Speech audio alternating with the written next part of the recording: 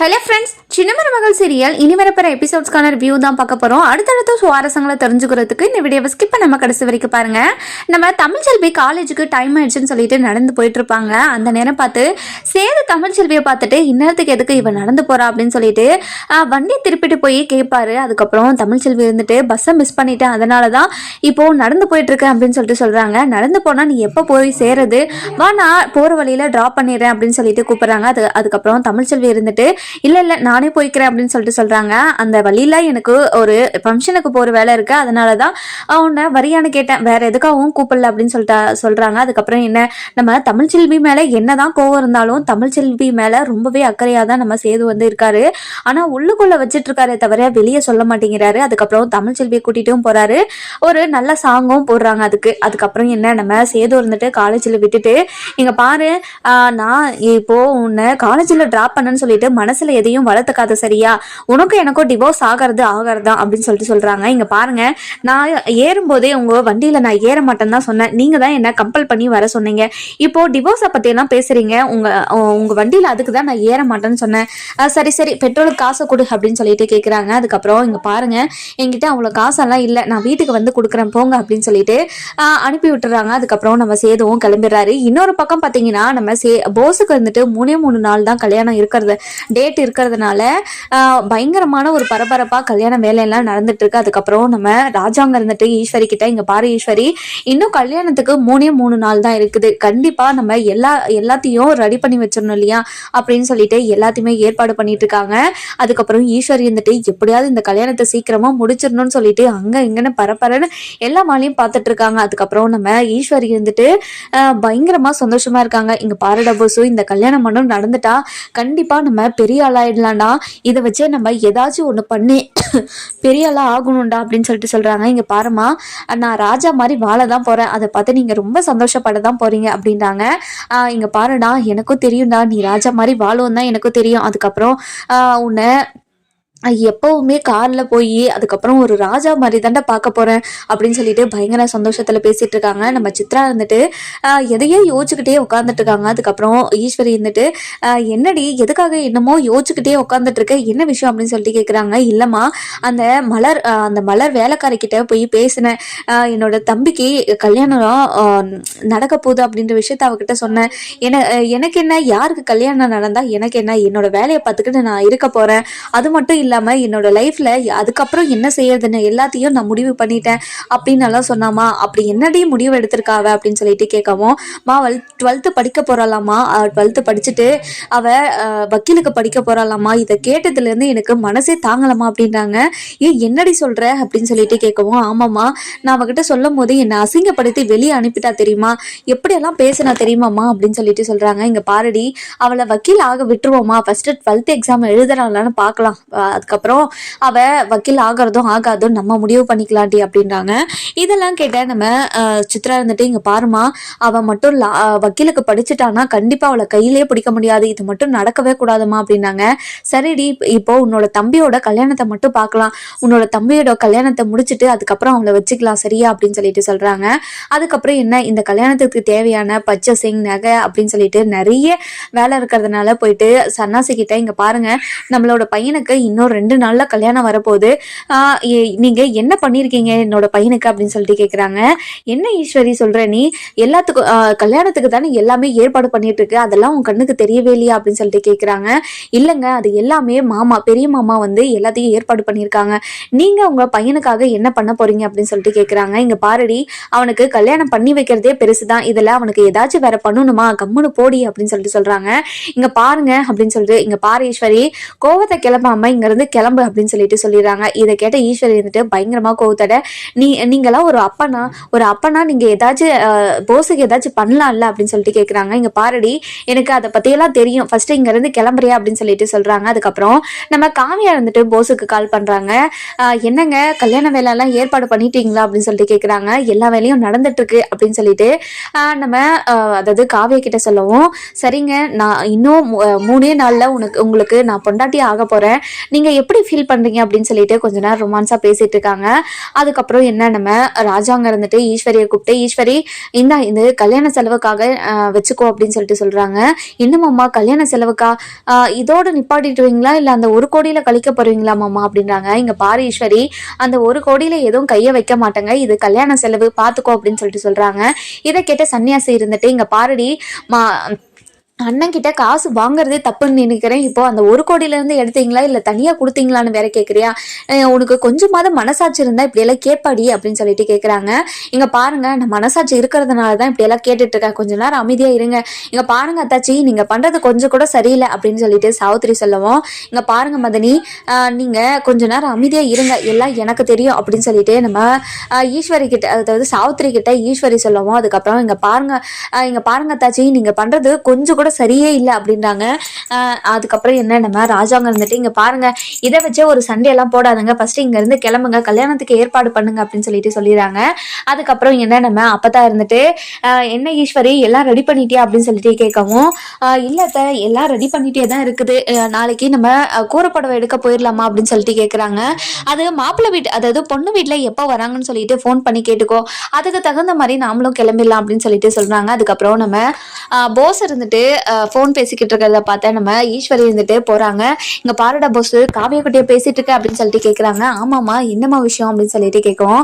இல்லடா கூறப்படவை எடுக்கிறதுக்கு என்னைக்கு வராங்கன்னு சொல்லு, அதுக்கு தகுந்த மாதிரி நம்ம ரெடி பண்ணிக்கலாம் அப்படின்றாங்க. சரிம்மா நான் கேட்குறேன் அப்படின்னு சொல்லிட்டு சொல்றாங்க. அதுக்கப்புறம் போஸ் இருந்துட்டு, இங்க பாரு காவியா, கூறப்படவை எடுக்கிறதுக்கு நீங்க எப்போ வரீங்கன்னு சொல்லிட்டு வீட்டுல இருந்து கேட்டிருந்தாங்க, நீ எப்போ வர அப்படின்னு சொல்லிட்டு கேட்கவும், நான் வீட்டுல கேட்டுட்டு தான் சொல்ல முடியும், நான் அப்பாவை கேட்டுட்டு உங்களுக்கு ஃபோன் பண்ணுவா அப்படின்னு சொல்லிட்டு காவியா ஃபோன் வச்சுறாங்க. அதுக்கப்புறம் போயிட்டு சிற்றரசு கிட்ட, அப்பா கல்யாணத்துக்கு கூறப்படவை எப்போ எடுக்கலாம்னு சொல்லிட்டு அந்த வீட்டில் இருந்து கால் பண்ணி எனக்கு கேட்டிருந்தாங்கப்பா, எப்பப்பா எடுக்க போகலாம் அப்படின்னு சொல்லிட்டு கேட்கவும், நாளைக்கு காலையில் 10:30 ஒரு 11 மணி வரைக்கும் நேரம் நல்லா இருக்கு, நாளைக்கே போயிட்டு வந்துடலாமாமா அப்படின்னு சொல்லிட்டு கேட்கவும், எனக்கு ஓகே தான்ப்பா, நீங்களே ஃபோன் பண்ணி அவங்களுக்கு சொல்லிடுறீங்களா அப்படின்னு சொல்லிட்டு கேட்கவும், சரிம்மா நான் சொல்லிக்கிறேன், நீ கிளம்பு அப்படின்னு சொல்லிட்டு சொல்கிறாங்க. அதுக்கப்புறம் சிற்றரசு இருந்துட்டு ராஜாங்கத்துக்கு கால் பண்ணுறாங்க. கால் பண்ண உடனே ராஜாங்க இருந்துட்டு, சொல்லு சிற்றரசு என்ன விஷயம் அப்படின்னு சொல்லிட்டு கேட்கவும், இல்லையா நீங்கள் கூறப்படவை எடுக்கிறதுக்கு எப்போ போகலான்னு சொல்லிட்டு கேட்டிருந்தீங்க, நாளைக்கு நல்ல நாளாகவும் இருக்குது, 10:30 ஒரு 11 மணி வரைக்கும் நல்லா இருக்கு, அந்த நேரத்தில் நம்ம முகூர்த்த படிவை எடுத்துடலாமா அப்படின்னு சொல்லிட்டு கேட்குறாங்க. ரொம்ப நல்ல விஷயம், கண்டிப்பாக எடுத்துடலாம், நாளைக்கு கண்டிப்பாக சீக்கிரமாகவே வந்துடலாம் அப்படின்னு சொல்லிட்டு சொல்கிறாங்க. ரொம்ப சந்தோஷம் ஐயா, உங்கள் குடும்பத்தில் சம்மந்தியாக ஆக போகிறத நினச்சாவே எனக்கு பயங்கரமாக சந்தோஷமாக இருக்குது, இந்த ஒரு இப்படி ஒரு நிலைமை எனக்கு வரும்னு நினச்சி கூட பார்க்கல அப்படின்னு சொல்லிட்டு சொல்கிறாங்க. இங்கே பாரு சிற்றரசு, இனிமே என்ன ஐயா நல்லா கூப்பிடாத, சம்மந்தி, நீங்களும் நானும் சம்மந்தி ஆக போகிறேங்க, இப்போ நீங்கள் சம்மந்தினே கூப்பிடுங்களேன் அப்படின்னு சொல்லிட்டு சொல்கிறாங்க. இல்லையா உங்களை ஐயா ஐயான்னு கூப்பிட்டு பழகிட்டே இப்போ சம்மந்தின்னு கூப்பிட்றதுக்கு ஒரு மாதிரி இருக்குது ஐயா அப்படின்றாங்க. இங்கே பாரு சிற்றரசு, நம்ம 2 பேரும் சம்மந்தி ஆக போகிறோம், இதுக்கு மேலே என்ன ஐயா ஐயான்னு, அதெல்லாம் நல்லா நம்ம சிற்றரசு எனக்கு சம்மந்தி ஆக போகிறோங்க, சொல்லுங்க சம்மந்தி அப்படின்னு சொன்ன உடனே நம்ம சிற்றரசுக்கு அப்படியே காற்றுல பறக்கிற மாதிரி இருக்கு. இந்த சம்மந்தின்ற ஒரு ஒன்றை வச்சே உங்க குடும்பத்துல எல்லாருமே, அதாவது உங்களோட பதவியை நான் பறிக்க போறேன் அப்படின்னு சொல்லிட்டு மனசுக்குள்ளே யோசிச்சுக்கிட்டே பயங்கர சந்தோஷமா இருக்காரு. அதுக்கப்புறம் என்ன நம்ம சிற்றரசு கணக்கு போட்டது நடக்காதான்னு சொல்லிட்டு தெரியல, அது நம்ம போக போக வர எபிசோட்ஸ்ல தான் நம்ம பார்க்க முடியும். அதுக்கப்புறம் என்ன நம்ம சிற்றரசு இருந்துட்டு போனை வச்சுறாரு. போனை வச்ச உடனே போயிட்டு காவிக்கிட்ட, இங்க பாரு காவியா, நாளைக்கு காலையிலேயே நம்ம சீக்கிரமா கடைக்கு போகணும் கூறப்படவை எடுக்கிறதுக்காக அப்படின்னு சொல்றாங்க. இன்னொரு பக்கம் பாத்தீங்கன்னா நம்ம ராஜாங்க இருந்துட்டு ஈஸ்வரியை வர சொல்லி கருப்பு கிட்ட சொல்லி விடுறாங்க. அதுக்கப்புறம் கருப்பும் போயிட்டு ஈஸ்வரியை கூட்டிட்டு வராங்க. கூட்டிட்டு வந்த உடனே, என்ன ஈஸ்வரி, கூறப்படவை எடுக்கிறதுக்காக எப்போ போகலான்னு சொல்லிட்டு பொண்ணு வீட்டுல இருந்து கேட்டிருந்தியா அப்படின்னு சொல்லிட்டு கேட்குறாங்க. ஆமாம் மாமா கேட்டிருந்தேன், அவங்க எப்போ வருவாங்கன்னு தெரியல, அதனாலதான் அவங்க வசதி படிக்கே நம்ம போயிடலாமே அப்படின்னு சொல்லிட்டு சொல்லவும், சரி ஈஸ்வரி, நாளைக்கு காலையில நாளே நல்லா இருக்குதா, நாளைக்கு காலையில 10:30 ஒரு 11 மணி வரைக்கும் நல்லா இருக்கான், அந்த டைம்ல நம்ம கூறப்படவை எடுத்துக்கலாம்னு சொல்லியிருக்காங்க அப்படின்னு சொல்லிட்டு சொல்றாங்க. அதுக்கப்புறம் எல்லா வழியுமே சூப்பரா நடந்து, அதாவது 2வது நாள் முடிய போகுது. அதுக்கப்புறம் அடுத்த நாள் காலையில வந்து கூறப்படவெல்லாம் எடுக்கிறதுக்காக எல்லாருமே அதாவது துணி கடைக்கு போறாங்க. இன்னொரு பக்கம் பாத்தீங்கன்னா அந்த சாவித்திரிக்கு என்ன பண்றதுன்னே தெரியல, இந்த கல்யாணத்தை எப்படியாவது நிறுத்தணும், அதே மாதிரி அந்த போஸுக்கு கிடைக்க வந்த 1 கோடி ரூபாயும் நம்ம கிடைக்க விடவே கூடாது அப்படின்னு சொல்லிட்டு இருக்காங்க. இங்க பாருமா, கண்டிப்பா அந்த விஷயத்த நம்ம பண்ணியேதாம்மா ஆகணும். அந்த காவிய கிட்ட ஒரு ஆளை செட் பண்ணி எல்லா விஷயத்தையும் சொல்றேன்னு சொன்னல, என்னம்மா இன்னும் எதுவுமே நீ சொன்ன மாதிரியே தெரியலையம்மா அப்படின்றாங்க. இங்க பாருடி, டைம் பார்த்து தானே சொல்ல முடியும், டைம் பார்க்காம எப்படி சொல்ல முடியும் அப்படின்னு சொல்லிட்டு சொல்றாங்க. நீ டைமை பார்த்துட்டே இரு, அவங்கள 2 பேருக்கும் கல்யாணம் ஆயிட்டோம், கல்யாணம் ஆயிட்ட அப்புறம் நம்ம சொல்லலாம் சரியா அப்படின்றாங்க. இதை கேட்ட நம்ம ஈஸ்வரி இருந்துட்டு ஈஸ்வரி கேட்டுடுறாங்க. கேட்ட உடனே என்ன தாமரை, என்ன இந்த கல்யாணத்தை நிப்பாட்டுறதுக்காக நீங்க 2 பேரும் பிளான் போட்டுட்டு இருக்கீங்களா அப்படின்னு சொல்லிட்டு கேட்குறாங்க. என்ன தாச்சி சொல்றீங்க நீங்க, நாங்க எதுக்காக பிளான் பண்ணோம் அப்படின்னு சொல்லிட்டு சொல்லவும், இல்ல மதனி, நீங்க நீங்க பேசிக்கிட்டு இருந்ததை நான் கேட்டேனே அப்படின்னு சொல்லிட்டு சொல்லவும், அப்படியெல்லாம் ஒன்றும் இல்லை, நாங்கள் எதுவுமே யோசிக்கல, நீ ஃபஸ்ட்டு உன்னோட வேலையை பாருப்போ அப்படின்னு சொல்லிட்டு அனுப்பி வச்சிடறாங்க. அதுக்கப்புறம் என்ன, நம்ம சாவித்திரி இருந்துட்டு இங்கே பாருடி, அக்கம் பக்கம் யார் இருக்கிறாங்கன்னு சொல்லிட்டு பார்த்துட்டு பேசுடி, அதுக்கப்புறம் நம்ம மாட்டிக்கிட்டுனா என்ன பண்ணுறது சொல்லு, அவள் கேட்டுட்டு இப்போ எப்படியெல்லாம் வந்து பேசினான்னு பார்த்தியா அப்படின்னு சொல்லிட்டு கேட்குறாங்க. இல்லைம்மா, நான் பேசுகிற போது யாருமே இல்லை, நான் பார்த்துட்டு தான் பேசினேன், பார்த்துட்டு பேசிட்ட அப்புறமும் நான் அவங்க கேட்டிருக்க மாட்டாங்கம்மா, நீ தான் தேவையில்லை இல்லாம ஏதோ பயப்பட்டு இருக்கேன்னு நினைக்கிறேன், நீ பயப்படாத சரியா அப்படின்றாங்க. இங்க பாரு ஈஸ்வரி, அதாவது இங்க பாருமா, இங்க தாமரை இருந்துட்டு இங்க பாருமா, இந்த கல்யாணம் மட்டும் நடக்கவே கூடாது, அதே மாதிரி இந்த கல்யாணத்தை எப்படி நிறுத்தணும்னு நீ யோசிச்சுட்டே இருமா அப்படின்றாங்க. அதுக்கப்புறம் என்ன, நம்ம சாவித்திரி இருந்துட்டு இங்க பாருடி, நீ கவலையே படாத, கண்டிப்பா இந்த கல்யாணம் நடக்கவே நடக்காது அப்படின்னு சொல்றாங்க. அதுக்கப்புறம் தமிழ்ச்செல்வியும் மலரும் பயங்கர சந்தோஷமா இருக்காங்க. ஏன்னா தமிழ்ச்செல்வி 12th எக்ஸாம் எழுதுறதுக்காக, தமிழ்ச்செல்வி அதாவது மலர் 12th எக்ஸாம் எழுதுறதுக்காக தமிழ்ச்செல்வி எல்லா புக்கையும் எடுத்துட்டு வந்து நம்ம அதாவது மலர்கிட்ட கொடுக்குறாங்க. இந்தாங்கக்கா, இந்த புக்ஸ் எல்லாம் நீங்க படிச்சீங்கன்னா 12th எக்ஸாம் சூப்பரா எழுதுவீங்க, நீங்க படிக்கிறதுக்கு நீங்களே படிச்சு எழுதுறீங்களா, இல்ல உங்களுக்கு யாராச்சும் டீச் பண்ணாதான் உங்களுக்கு படிப்பேருமா அப்படின்னு சொல்லிட்டு கேட்குறாங்க. இல்ல தமிழ், நானே படிச்சுக்கிறேன் அப்படின்னு சொல்லிட்டு சொல்றாங்க. சரிக்கா, நீங்க நல்லா படிப்பீங்கன்னு எனக்கு தெரியும், இருந்தாலும் நான் உங்ககிட்ட கேட்குறேன், உங்களுக்கு ஏதாச்சும் டவுட் இருந்தா என்கிட்ட கேளுங்க, எனக்கு தெரிஞ்ச வரைக்கும் நான் சொல்றேன் அப்படின்றாங்க. சரி தமிழ் அப்படின்னு சொல்லிட்டு படிக்கிறதுக்கெல்லாம் ஆரம்பிக்கிறாங்க. நம்ம மலர் ஆசைப்படியே வக்கீல் ஆகணும்னு நினைக்கிறவங்க எல்லாம் இந்த வீடியோக்கு லைக் பண்ணி தெரிவிங்க. அதுக்கப்புறம் நம்ம தமிழ் இருந்துட்டு எப்போ டாக்டர் ஆகணும், அதாவது டாக்டர் ஆகி டாக்டர் சீட்டில் உக்காரணும்னு நினைக்கிறவங்க ரெட் கலர் ஹார்ட்டை வந்து கமெண்ட் பண்ணுங்க. அதுக்கப்புறம் நம்ம தமிழ்ச்செல்வி இருந்துட்டு அந்த போஸ் செஞ்ச அந்த அதாவது சவாலவே யோசிச்சுக்கிட்டு இருக்காங்க. அதுக்கப்புறம் நம்ம மலர் இருந்துட்டு என்ன தமிழ், நல்லா தானே பேசிக்கிட்டு இருந்தேன், அதுக்கப்புறம் என்ன ஒரு மாதிரி டல் ஆகிட்டேன், என்னாச்சு அப்படின்னு சொல்லிட்டு கேட்குறாங்க. ஒன்றும் இல்லைக்கா, இந்த போஸை பற்றி தான் நான் நினச்சிட்டு இருந்தேன், ஒரு செய்யாத ஒரு வேலைக்காக அவனுக்கு 1 கோடி ரூபாய் கொடுக்குறேன்னு சொல்லியிருக்காராம் நம்ம மாமா அப்படின்றாங்க. என்ன தமிழ் சொல்கிற, ஆமாக்கா, அவனுக்கு 1 கோடி ரூபாய் கொடுக்குறேன்னு சொல்லியிருக்காங்க. இப்போது நாளைக்கு கல்யாணம் நடக்க போகுது, நாளைக்கு கல்யாணம் நடக்கிறதுக்கு முன்னாடியே அவன் கையில் 1 கோடி ரூபாய் கொடுக்குறேன்னு சொல்லியிருக்காராம். இதை கேட்ட நம்ம மலர் இருந்துட்டு இதை என்னால் நம்பவே முடியல அப்படின்றாங்க. நீ எதனால் அவன் அதாவது எதுவுமே செய்யாமல் இப்போ 1 கோடி ரூபாய் கொடுக்குறாங்கன்னு சொன்னல, அவன் எதுவுமே செய்யலன்னு உனக்கு எப்படி தமிழ் தெரியும் அப்படின்னு சொல்லிட்டு கேட்குறாங்க. என்கிட்ட இருந்து தான் எல்லா மருந்தையும் என் தலையில கட்டையை வச்சு அடிச்சுட்டு என்கிட்ட இருந்து எல்லா மருந்தையும் பிடுங்கிட்டு போயிட்டாங்க. அதாவது எனக்கு தனக்கு வந்து எல்லாருமே பெருமையா பேசணும், தன்னாலதான் எல்லாரும் உயிர் பொழைச்சாங்க அப்படின்றதுக்காக மட்டும்தான் இதை எல்லாத்தையும் அவன் பண்ணிட்டதே. ஒரு ஃப்ராடு வேலை பண்ணிட்டு இந்த மாதிரி ஒரு வேலையை பண்ணிட்டு எப்படிதான் இவங்களாலெல்லாம் இந்த மாதிரி எல்லாம் நடந்துக்க முடியுதோ எனக்கு தெரியல அப்படின்றாங்க. இதெல்லாம் கேட்ட சேது வந்துட்டு பயங்கரமா ஷாக் ஆயிடுறாங்க. அதுக்கப்புறம் மலர் கிட்ட போயிட்டு, என்ன மலர், தமிழ் சொல்றதெல்லாம் கரெக்டா அப்படின்னு சொல்லிட்டு கேட்கவும், என்ன மாமா பேசுறீங்க, எனக்கு ஒண்ணுமே புரியலையே அப்படின்னு சொல்லிட்டு கேட்குறாங்க.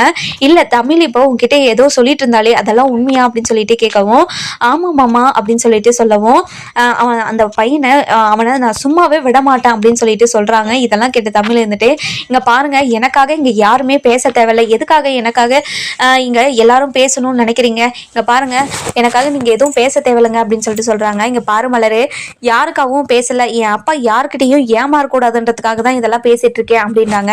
இதை கேட்ட நம்ம சேது இருந்துட்டு அதாவது தமிழ் இருந்துட்டு, இங்க பாருங்க, வீட்டுல எந்த பிரச்சனையும் வந்திருக்க கூடாதுன்றதுக்காக தான் இத்தனை நாளா இந்த விஷயத்த மறைச்சு வச்சிருந்தேன், இந்த விஷயம் மறைச்சதாவே இருக்கட்டும், அதனால அவங்க ஒரு இதனால அந்த 1 கோடி ரூபாய் கிடைச்சு அவங்க வாழ்க்கை நல்லானா ஓகே தான் எனக்கு அப்படின்றாங்க. இங்க பாரு, இந்த தியாகி பட்டத்தெல்லாம் எடுத்துட்டு போய் மூட்டை கட்டி வைக்க சொல்லு ஒரு ஓரமா அவங்க தமிழ்ச்செல்வி அப்படின்றாங்க. இதை கேட்ட நம்ம தமிழ்ச்செல்வி இருந்துட்டு, இங்க பாருக்கா, நான் தேவையில்லாத வேலை யாருமே பார்க்க கூடாதுன்னு தானே சொல்லியிருக்கேன், என்னோட விஷயத்துல யாரும் தலையிடாதீங்க அப்படின்றாங்க. அதுக்கப்புறம் என்ன நம்ம போஸ் அதாவது சேது வந்துட்டு, இங்க பாருக்கா, இங்க பாரு மலரு, நான் யாரோட விஷயத்திலையும் தலையிடல, என்னோட அப்பா யார்கிட்டயும் ஏமாந்துடக்கூடாது, ஏமாந்து ஒரு விஷயத்த பண்ணிடக்கூடாதுன்றதுக்காக தான் இது எல்லாத்தையும் பண்ணிட்டு இருக்கேன் அப்படின்றாங்க.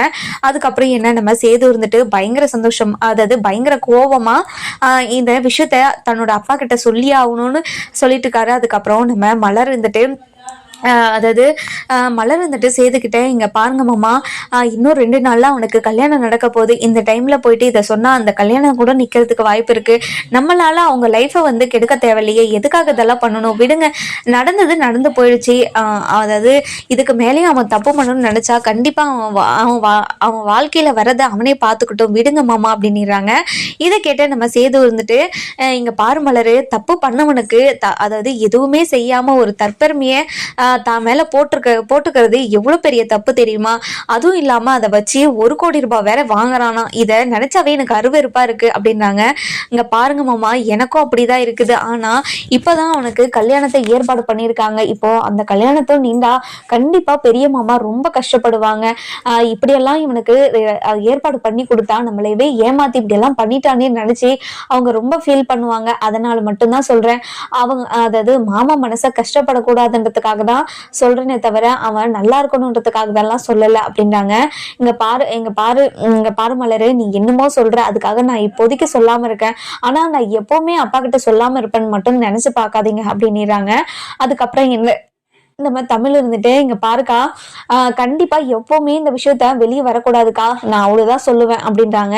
இங்க பாரு மலரு, அதெல்லாம் எனக்கு தெரியாது, எனக்கு எப்ப இந்த விஷயத்த வெளியே சொல்லணும்னு தோணுதோ அப்ப இந்த விஷயத்த நான் வெளியே சொல்லிடுவேன் அப்படின்றாங்க. அதுக்கப்புறம் என்ன நம்ம சேது இருந்துட்டு பயங்கர கோபமா போயிட்டு வெளியே நின்றுட்டு இருக்காரு. அந்த நேரம் பார்த்து கடையில இருந்து ட்ரெஸ் எல்லாம், அதாவது ட்ரெஸ் நாளைக்கு கல்யாணம் வச்சிருக்காங்க இல்லையா, அதனால ட்ரெஸ் எல்லாம் எடுத்துட்டு வரதை பார்த்து நம்ம சேது இருந்துட்டு பயங்கரமா கோவப்படுறாரு.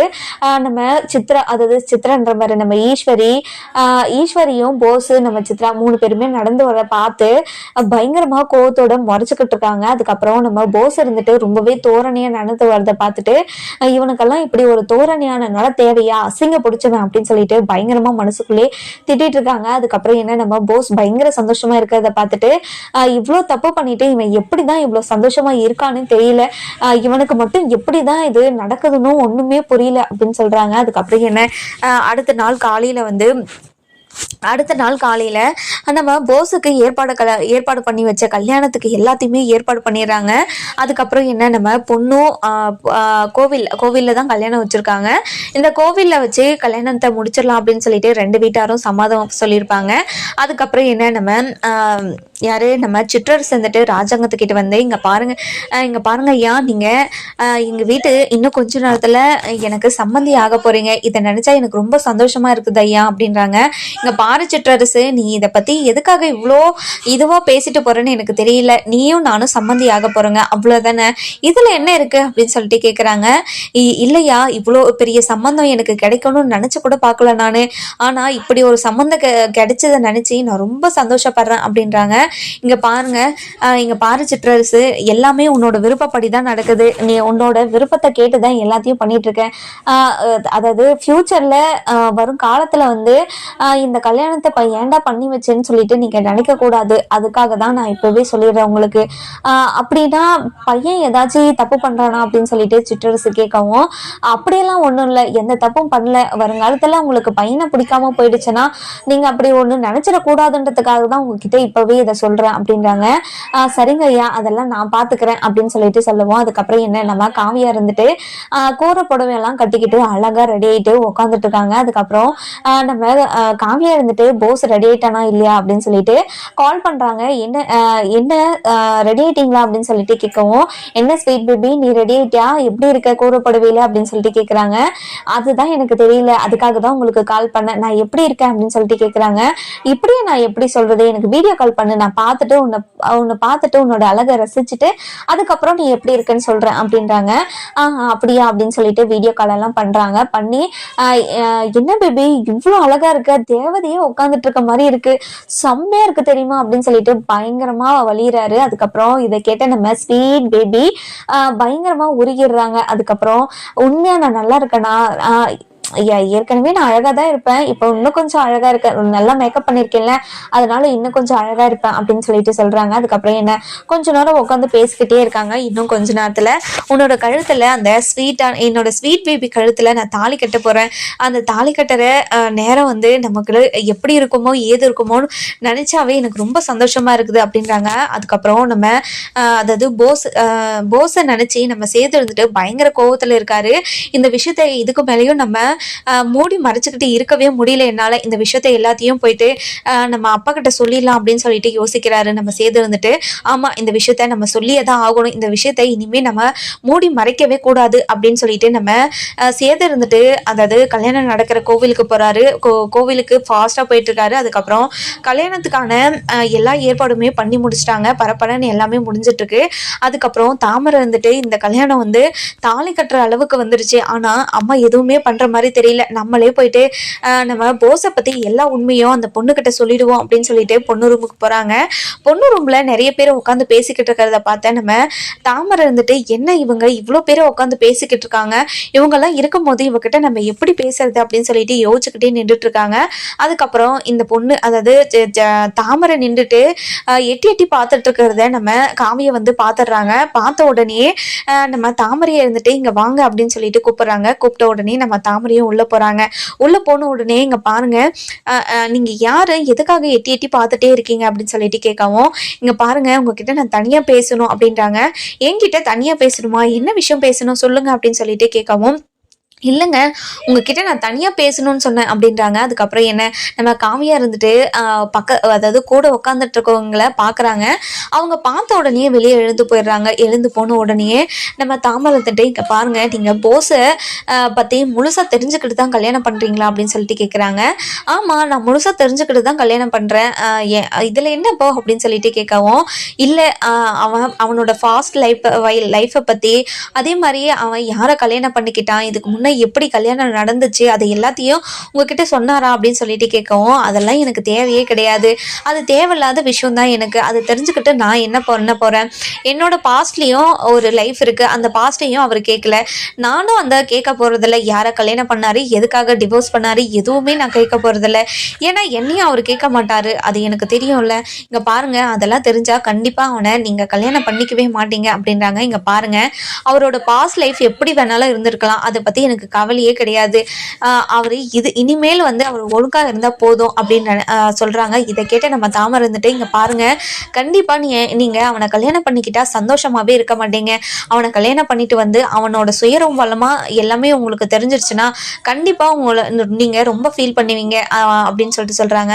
இங்கே பாருங்கள், இந்த கல்யாணம் நடக்கிறதுல உங்களுக்கு விருப்பம் இல்லையா என்ன, அதனால தான் இப்படி பண்ணிட்டு இருக்கீங்களா அப்படின்னு சொல்லிட்டு கேட்குறாங்க. இங்கே பாருங்கள், நான் சொல்கிறத சொல்லிட்டேன், அதுக்கு மேலே உங்கள் இஷ்டம் அப்படின்னுறாங்க. அதுக்கப்புறம் நம்ம சேதம் வந்து அந்த கோவிலுக்கு வந்துடுறாரு. வந்த உடனே ராஜாங்க எங்க இருக்காங்கன்னு சொல்லிட்டு பார்த்துட்டே இருக்காங்க. அதுக்கப்புறம் அப்பத்தாவை பார்த்துட்டு, அப்பத்தா அப்பா எங்க இருக்காங்க அப்பத்தா அப்படின்னு சொல்லிட்டு கேட்குறாங்க. இங்க தான் இருந்தான், அங்க இருக்கான் பாரு, போய் பேசு அப்படின்னு சொல்லிட்டு சொல்றாங்க. அதுக்கப்புறம் நம்ம சேது இருந்துட்டு ரொம்பவே கோவமா ஓடி போறாரு. இன்னொரு பக்கம் பார்த்தீங்கன்னா மணமேடையில மாப்பிள்ளைய உட்கார வச்சிடறாங்க. உட்கார வச்சுட்டு மந்திரத்தையும் சொல்லிட்டு இருக்காங்க. அதுக்கப்புறம் நம்ம சேது இருந்துட்டு போயிட்டு, இங்க பாருங்கப்பா, நீங்க அதாவது போஸுக்கு 1 கோடி ரூபாய் கொடுக்குறேன்னு சொன்னீங்க இல்லையா, நாம எல்லாரும் உசுரையும் காப்பாத்தினதுக்காக தானே நீங்க 1 கோடி ரூபாய் கொடுக்குறேன்னு சொன்னீங்க, ஆனா எல்லாரும் உசுரையும் காப்பாத்தினது தமிழ் தான்ப்பா அப்படின்றாங்க. என்ன சேது சொல்ற, நீ சொல்றது எனக்கு ஒண்ணுமே புரியல சேது அப்படின்னு சொல்லிட்டு சொல்லவும், ஆமாப்பா இது சேது அதாவது போஸ் சொன்னது எல்லாமே பொய், காட்டுக்குள்ள இருந்து தமிழ்ச்செல்வி மருந்து எல்லாத்தையும் கொண்டு வரப்போ தமிழ்ச்செல்வி மண்டையிலேயே கட்டையால அடிச்சு அங்கேயே மயக்கம் போட வச்சுட்டு தமிழ்ச்செல்வி கிட்ட இருந்த மருந்து எல்லாத்தையும் பிடுங்கிட்டு இவன் தான்ப்பா அந்த தான் காட்டுக்குள்ள போயிட்டு எல்லா மருந்தையும் எடுத்துட்டு வந்தேன்னு சொல்லிட்டு எல்லார்கிட்டையும் சொல்லிட்டு இருக்கான். இதெல்லாம் கேட்டுட்டு என்னால அமைதியா இருக்க முடியாதுப்பா, ஒருத்தன் செய்யாத வேலைக்காக நீங்க எதுக்காக இவ்வளோ பெரிய தொகையை அவனுக்கு கொடுக்கணும் அப்படின்னு சொல்லிட்டு சொல்றாங்க. இதை கேட்ட நம்ம ராஜாங்க வந்துட்டு பயங்கரமா கோவப்பட்டு மணவேறைக்கு போறாங்க. அதுக்கப்புறம் பொண்ணையும் போயிட்டு உட்கார வச்சிடறாங்க. உட்கார வச்சுட்டு நம்ம ஈஸ்வரி வந்துட்டு பயங்கர சந்தோஷமா காமியாவை பார்த்து பயங்கரமா சந்தோஷத்தை பட்டுட்டு இருக்காங்க. அதுக்கப்புறம் என்ன தாலி கட்டுற நேரமும் வந்துருச்சு. நம்ம ஈஸ்வரி இருந்துட்டு போயிட்டு அதாவது ராஜாங்கத்துக்கிட்ட மாமா நீங்கள் தான் தாலி எடுத்து கொடுக்கணும், வந்து தாலி எடுத்து கொடுங்க மாமா அப்படின்னு சொல்லிட்டு சொல்லவும், அதுக்கப்புறம் நம்ம போஸ் கிட்ட போஸ் அப்படின்னு சொல்லிட்டு போஸ் அப்படின்னு சொல்லிட்டு பயங்கர கோவமாக அதாவது போஸ் கிட்ட பேசுவோம். அதுக்கப்புறம் என்ன நம்ம இந்த கல்யாணம் முடிட்டோம், அதுக்கப்புறம் பேசிக்கலாம் அப்படின்னு சொல்லிட்டு சொல்கிறாங்க. அதுக்கப்புறம் என்ன நம்ம போஸ் கிட்ட அதாவது சேது சொன்ன விஷயத்தெல்லாம் சொல்லி இவன் சொல்கிறதெல்லாம் உண்மையா அப்படின்னு சொல்லிட்டு கேட்குறாங்க. என்ன பெரியப்பா நீங்களும் அப்படியே பேசுகிறீங்க, கண்டவங்க எதை வேணாலும் சொல்லுவாங்க, அதை நம்பிடுவீங்களா அப்படியே நீங்கள்? எதுக்காக மாமா நான் எவ்வளோ கஷ்டப்பட்டு அந்த காட்டுக்குள்ளே போயிட்டு இந்த மருந்தெல்லாம் கொண்டு வந்தேன்னு எனக்கு மட்டும்தானே தெரியும், அது உங்களுக்கும் தெரியும்ல, தெரிஞ்சிருந்தோம் நீங்களே இப்படியெல்லாம் பேசலாமா மாமா அப்படின்னு சொல்லிட்டு சொல்கிறாங்க. அதுக்கப்புறம் நம்ம ராஜாங்கத்துக்கு பயங்கரமாக கோவந்து அதாவது போஸ் கழுத்தில் கத்தியை வச்சுக்கிட்டு, இங்கே பாரு போஸு, நீ உண்மையை மட்டும் சொல்லலைன்னா எனக்கு பயங்கரமாக கோவம் வந்துடும், இங்கே பாரு கல்யாணம் நடக்குதுன்னு கூட பார்க்க மாட்டேன், அதுக்கப்புறம் நான் ஏதாவது பண்ணிடுவேன் தெரிஞ்சுக்கோ அப்படின்றாங்க. அதுக்கப்புறம் என்ன நம்ம சேது இருந்துட்டு என்னை மன்னிச்சிருங்க மாமா, நீங்கள் என்ன நல்ல அதாவது உங்கள் மனசில் ஒரு இடத்த பிடிக்கணுன்றதுக்காக தான் இப்படியெல்லாம் பண்ணு அப்படின்னு சொல்லிட்டு உண்மையெல்லாம் சொல்லிடுறாங்க. இதை கேட்ட ராஜாங்க வந்துட்டு பயங்கரமாக ஷாக் ஆயிடுறாங்க. இதுக்கப்புறம் நம்ம போஸுக்கு வந்து கல்யாணம் பண்ணி வைப்பாரா இல்லை கல்யாணம் பண்ணி வைக்க மாட்டாரான்னு சொல்லிட்டு நம்ம வர எபிசோடில் பார்க்கலாம். இந்த வீடியோ உங்களுக்கு பிடிச்சிருந்தா லைக் பண்ணுங்கள், சப்ஸ்கிரைப் பண்ணுங்கள், மறக்காமல் பெல் ஐகானையும் கிளிக் பண்ணிக்கோங்க.